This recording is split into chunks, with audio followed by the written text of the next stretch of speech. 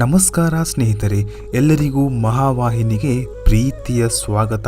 ಒಂದಾನೊಂದು ಕಾಲದಲ್ಲಿ ಶ್ರೀಮನ್ನಾರಾಯಣರು ಅವಸರದಿಂದ ಗರುಡನ ಮೇಲೆ ಕುಳಿತು ಆಕಾಶ ಮಾರ್ಗದಲ್ಲಿ ನೀಲಾಚಲದಲ್ಲಿರುವ ಕಾಮೇಶ್ವರಿ ದೇವಿಯ ಮೇಲುಗಡೆಯಿಂದ ಹೋಗುತ್ತಿದ್ದರು. ಅವಸರದಲ್ಲಿ ಅಲ್ಲಿ ನೆಲೆಸಿರುವ ಕಾಮಾಖ್ಯಾ ದೇವಿಯನ್ನು ಲೆಕ್ಕಿಸದೆ ವೇಗವಾಗಿ ಗರುಡನ ಮೇಲೆ ಕುಳಿತು ಹೋಗುತ್ತಿದ್ದಾಗ ಜಗನ್ಮಾತೆಯಾದ ಕಾಮಾಖ್ಯಾ ದೇವಿಯು ಇಬ್ಬರನ್ನು ಪರ್ವತದ ಮೇಲೆ ಅಲುಗಾಡದಂತೆ ಸ್ತಂಭನ ಮಾಡಿದಳು. ಮಾಯೆಯಿಂದ ಮೋಹಿತನಾಗಿ ಗರುಡನು ಮುಂದೆ ಹೋಗಲೇ ಇಲ್ಲ. ಇದನ್ನು ಕಂಡ ನಾರಾಯಣನು ಕೋಪಗೊಂಡು ಆ ಬೆಟ್ಟವನ್ನು ಬೇರೆ ಕಡೆಗೆ ಕಿತ್ತೆಸೆಯಲು ಪ್ರಯತ್ನಿಸುತ್ತಾನೆ. ಜಗತ್ತಿಗೆ ಅಧಿಪತಿಯಾದ ನಾರಾಯಣ ತನ್ನ ಎರಡೂ ಕೈಗಳಿಂದ ಆ ಬೆಟ್ಟವನ್ನು ಎತ್ತಿ ಎಸೆಯಲು ಪ್ರಯತ್ನಿಸುತ್ತಾನೆ. ಆದರೆ ಎಷ್ಟೋ ಪ್ರಯತ್ನ ಪಟ್ಟರೂ ಸ್ವಲ್ಪ ಕೂಡ ಅಲ್ಲಾಡಿಸಲು ಸಾಧ್ಯವಾಗಲಿಲ್ಲ. ಇದನ್ನೆಲ್ಲ ಕಂಡ ಕಾಮಾಖ್ಯಾ ದೇವಿಯು ಕೋಪಗೊಂಡು ಆ ಇಬ್ಬರನ್ನು ಬಂಧಿಸಿ ಅವರನ್ನು ಭಯಂಕರವಾದ ಲವಣ ಸಮುದ್ರದಲ್ಲಿ ಮುಳುಗಿಸಿದಳು. ಇತ್ತ ಬ್ರಹ್ಮನು ನಾರಾಯಣನನ್ನು ಕಾಣದೆ ಎಲ್ಲಾ ಕಡೆ ಹುಡುಕಿದನು. ಕೊನೆಗೆ ಸಮುದ್ರ ತಳದಲ್ಲಿ ಮುಳುಗಿರುವ ಅವನನ್ನು ಕಂಡು ಮೇಲೆ ಕೆತ್ತಲು ಪ್ರಯತ್ನ ಪಡುತ್ತಾನೆ. ಅಷ್ಟರಲ್ಲಿ ದೇವಿಯು ಆತನನ್ನು ಸಹ ಬಂಧಿಸಿದಳು. ವಿಷ್ಣು ಬ್ರಹ್ಮರಿಬ್ಬರು ಕಾಣದಿರಲು ದೇವತೆಗಳೆಲ್ಲರೂ ಎಲ್ಲ ಕಡೆ ಹುಡುಕಾಡಿದರು. ಬಹುಕಾಲದ ನಂತರ ಸಮುದ್ರದ ಮಧ್ಯದಲ್ಲಿ ಇರುವುದನ್ನು ನೋಡಿ ಅವರನ್ನು ಮೇಲೆ ಎತ್ತಲು ಹೊರಟರು. ಆಗ ದೇವಿಯ ಮಾಯೆಯಿಂದ ಬ್ರಹ್ಮ ವಿಷ್ಣುವಿಗೆ ಆದ ಗತಿಯೇ ಇವರಿಗೂ ಆಯಿತು. ಇಷ್ಟಾದ ಮೇಲೆ ದೇವಗುರುವಾದ ಬೃಹಸ್ಪತಿಯು ದೇವತೆಗಳನ್ನು ಹುಡುಕುತ್ತಾ ಹಿಮಾಲಯ ಪರ್ವತಕ್ಕೆ ಬರುತ್ತಾರೆ. ಅಲ್ಲಿ ಧ್ಯಾನ ಮಗ್ನಾಗಿ ಕುಳಿತಿರುವ ಶಿವನನ್ನು ನೋಡಿ ನಮಸ್ಕರಿಸಿ ಸ್ತೋತ್ರ ಮಾಡಿದನು. ಧ್ಯಾನದಿಂದ ಎಚ್ಚರಗೊಂಡ ಶಿವನನ್ನು, ನಾನು ಇಂದ್ರ ಮತ್ತು ದೇವತೆಗಳನ್ನು ಹುಡುಕುತ್ತಾ ಇಲ್ಲಿಗೆ ಬಂದಿರುವೆನು. ಬ್ರಹ್ಮ ಮತ್ತು ವಿಷ್ಣು ಸಹ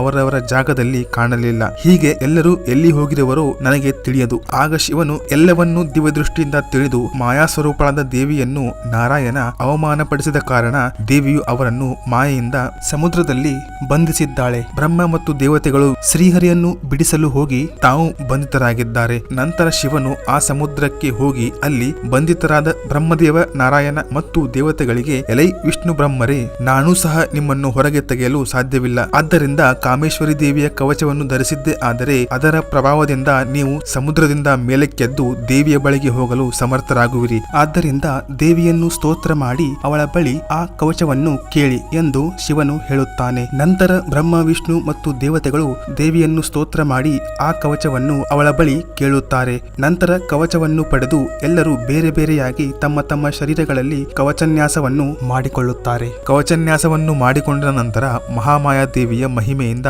ಅವರು ಸಮುದ್ರದ ನೀರಿನಿಂದ ಬೇಗನೆ ಹೊರಗೆ ಬಂದು ನೀಲಾಚಲದ ಶಿಖರದಲ್ಲಿರುವ ಕಾಮೇಶ್ವರಿ ದೇವಿಯ ದರ್ಶನಕ್ಕೆ ಬಂದು ಆ ಕಾಮೇಶ್ವರಿ ದೇವಿಯನ್ನು ಸ್ತೋತ್ರ ಮಾಡಿದರು. ಮಹಾಮಹಿಮೆಯುಳ್ಳ ಆ ದೇವತೆಗಳ ಸ್ತೋತ್ರ ವಚನಗಳನ್ನು ಕೇಳಿ ಕಾಮೇಶ್ವರಿ ದೇವಿಯು ಪ್ರತ್ಯಕ್ಷಳಾಗಿ, ನೀವುಗಳು ನನ್ನ ಯೋನಿಮಂಡಲವೆಂಬ ತೀರ್ಥದ ಜಲದಲ್ಲಿ ಸ್ನಾನವನ್ನು ಪಾನವನ್ನು ಮಾಡಿ ನಂತರ ತಮ್ಮ ತಮ್ಮ ಸ್ಥಾನಗಳಿಗೆ ಹೊರಡಿ ಎಂದು ಹೇಳುತ್ತಾಳೆ. ಆ ಕಾಮೇಶ್ವರಿ ದೇವಿಯ ಯೋನಿಶಿಲೆಯ ಸ್ಪರ್ಶದಿಂದ ಲೋಹವು ಚಿನ್ನವಾಗುವುದು. ಕಾಮೇಶ್ವರಿ ದೇವಿಯ ಯೋನಿಮಂಡಲದಲ್ಲಿ ಒಂದು ಸಾರಿ ಸ್ನಾನವನ್ನು ಮಾಡಿದ ಮಾತ್ರದಿಂದಲೇ ಮನುಷ್ಯನು ಈ ಲೋಕದಲ್ಲಿ ಮತ್ತೆ ಹುಟ್ಟಲಾರನು. ನಂತರ ಬಹಳ ಉತ್ತಮವಾದ ಮೋಕ್ಷವನ್ನು ಹೊಂದುತ್ತಾನೆ. ಇನ್ನು ಕಾಮಾಖ್ಯ ಪೀಠದಲ್ಲಿರುವ ಬ್ರಹ್ಮಪುತ್ರ ನದಿಯು ಹೇಗೆ ಉದ್ಭವಿಸಿತು ಎಂಬುದನ್ನ ಹೇಳುತ್ತೇನೆ. ಹಿಂದೆ ಮಹಾಪ್ರಸಿದ್ಧವಾದ ಹರಿವರ್ಷವೆಂಬ ಭೂಖಂಡದಲ್ಲಿ ಶಾಂತನುವೆಂದು ಪ್ರಸಿದ್ಧನಾದ ಒಬ್ಬ ಮುನಿಯು ಇದ್ದನು. ಆತ ಮಹಾತಪಸ್ವಿಯೂ ಆಗಿದ್ದನು. ಅವನಿಗೆ ಪತಿವ್ರತೆಯಾದ ಅಮೋಘಾದೇವಿ ಎಂಬ ಸುಂದರವಾದ ಪತ್ನಿ ಇದ್ದಳು. ಆ ಮುನಿಯು ತನ್ನ ಪತ್ನಿಯ ಜೊತೆ ಕೈಲಾಸ ಪರ್ವತದಲ್ಲಿ ಗಂಧಮಾದನ ಪರ್ವತದ ಹತ್ತಿರ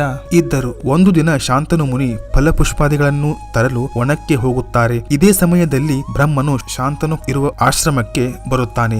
ಅಲ್ಲಿ ಅಮೋಘಾದೇವಿಯನ್ನು ನೋಡುತ್ತಾನೆ. ಆಕೆ ಅತಿ ಸುಂದರವಾಗಿ ದೇವತೆಯಂತೆ ಇದ್ದಳು. ಅವಳನ್ನು ನೋಡಿ ಬ್ರಹ್ಮನಿಗೆ ಅವಳ ಜೊತೆ ರಮಿಸುವ ಇಚ್ಛೆ ಆಯಿತು. ಅವಳನ್ನು ಮುಟ್ಟಲು ಹತ್ತಿರ ಬಂದನು. ಮೋಹದಿಂದ ತನ್ನ ಬಳಿಗೆ ಬರುತ್ತಿರುವ ಬ್ರಹ್ಮನನ್ನು ನೋಡಿ ಪತಿವ್ರತೆಯಾದ ಅಮೋಘೆಯು ಇದು ತಪ್ಪು ಎಂದು ಹೇಳಿ ಒಳಗೆ ಹೋಗಿ ಬಾಗಿಲನ್ನು ಮುಚ್ಚಿಕೊಂಡು, ನೀನು ಬಲಾತ್ಕರಿಸಿದರೆ ನಿನಗೆ ಶಾಪವನ್ನು ಕೊಡುವೆನು ಎಂದು ಕೋಪದಿಂದ ಹೇಳುತ್ತಾಳೆ. ಹೀಗೆ ಹೇಳುತ್ತಿರುವಾಗಲೇ ಬ್ರಹ್ಮನ ರೇತಸ್ಸು ಸ್ಖಲನವಾಯಿತು. ನಂತರ ಬ್ರಹ್ಮನು ಲಜ್ಜೆಯಿಂದ ಹಂಸವನ್ನೇರಿ ಹೊರಟು ಹೋಗುತ್ತಾನೆ. ಇತ್ತ ಕಾಡಿಗೆ ಹೋಗಿದ್ದ ಶಾಂತನು ಮುನಿಯು ತನ್ನ ಆಶ್ರಮಕ್ಕೆ ಬಂದನು. ಅಲ್ಲಿ ಹಂಸಗಳ ಹೆಜ್ಜೆಯ ಗುರುತನ್ನು ಮತ್ತು ಅಗ್ನಿಯಂತೆ ತೇಜಸ್ವಿಯಾದ ಬ್ರಹ್ಮನ ವೀರ್ಯವನ್ನು ನೋಡಿ ಒಳಗೆ ಇದ್ದ ಅಮೋಘಾದೇವಿಯನ್ನು ಕರೆದು ಅದರ ಬಗ್ಗೆ ಕೇಳುತ್ತಾಳೆ. ಆಗ ಆಕೆ ನಡೆದ ವಿಚಾರವನ್ನು ಹೇಳುತ್ತಾಳೆ. ಆದರೆ ಆದರೆ ಬ್ರಹ್ಮದೇವನು ಅಂತ ಹೆಸರು ಹೇಳಲಿಲ್ಲ. ನಂತರ ಮುನಿಯು ದಿವ್ಯ ದೃಷ್ಟಿಯಿಂದ ಯಾರು ಎಂದು ತಿಳಿಯಲು ಧ್ಯಾನ ಮಗ್ನನಾದನು. ದೇವ ಕಾರ್ಯವನ್ನು ಜಗತ್ತಿನ ಹಿತಕ್ಕಾಗಿ ಲೋಹಿತ್ಯ ತೀರ್ಥವನ್ನು ಭೂಮಿಯಲ್ಲಿ ಹರಿಸಲು ಬೇಕಾಗಿರುವುದನ್ನು ತಿಳಿಯುತ್ತಾನೆ. ಧ್ಯಾನದಿಂದ ಹೊರಬಂದು ಪತ್ನಿಗೆ ಹೀಗೆ ಹೇಳುತ್ತಾನೆ: